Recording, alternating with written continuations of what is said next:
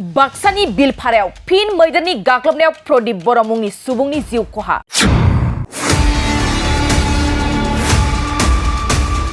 बाक्सा जिल्लानि भारत भुटान सिमनायाव मैदेर आरो मानसिनि नांलायनाया गिख्रंथाव महर लादों।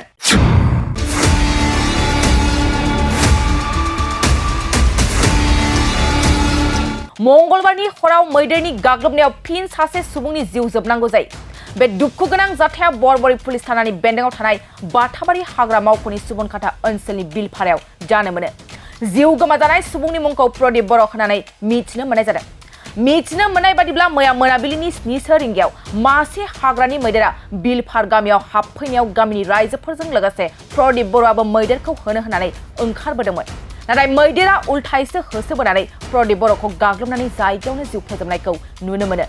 इयुनाव जाथायनि सोमोन्दै खौरां मोननानै हाग्रा बिफानजों लोगोसे बागानपारा आउटपस्टनि पुलिसफोरा जाथायसालिनिफ्राय गोथै सोलेरखौ बोखांनानै थानासिम लानानै थाङो।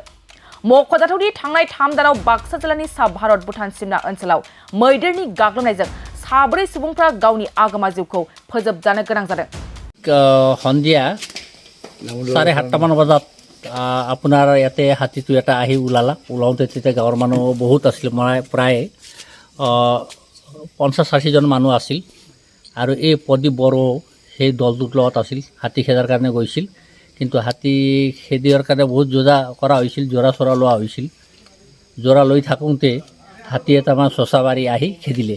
কোনে ক'ত দাউৰিলে তেনে চেলত তাৰমানে আমাৰ ইয়ং অলপ দুৰ্বলহান মানুহ, গতিকে তেওঁ ঠিক তেনেদৰে দাউৰিব পৰা নাই, গতিকে তেওঁ গছকি দলিয়াই দিলে সুৰেৰে।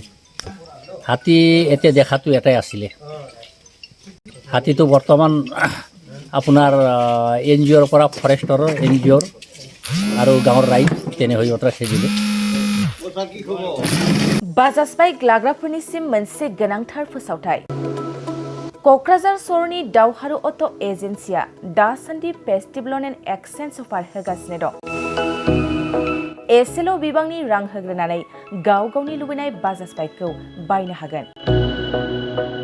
बे सोलिफु फेस्टिभ ल'न एन्ड एक्सचेन्ज अफाराव बाजाज कम्पानिनि गासैबो मडेलनि बाइक जेरै पालसार, सिटी, प्लेटिना, एवेन्जार, डमिनार आरो गोदानै लन्च जानाय बाजाज मडेलनि पालसार N150 खौबो मोननो हागोन। बे सोलिफु फेस्टिभ ल'न एन्ड एक्सचेन्ज अफाराव गोबांद्राय नङा RC इन्सुरेन्स लाफानानै 9,999 रां बेसेनावनो ल'एस्ट डाउन पेमेन्ट होनानै बाइकखौ लानो हागोन।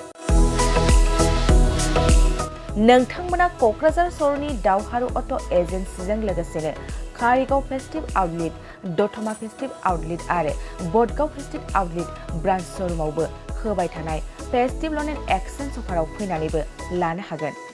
मोजांसिन बाथ्राया बेसोबावदि दावहारु अट' एजेन्सि श'रुमनिफ्राय बाइक बायग्राफोरनो 5 लिटार पेट्रल आरो 2 हेलमेटबो फ्रि एसुवेर्ड गिफ्ट महरै हरनाय जागोन। अब्ला दानो बुकिं खालाम 6003991187 नङाब्ला 8822 018193 जानबुं अनजिमायाव।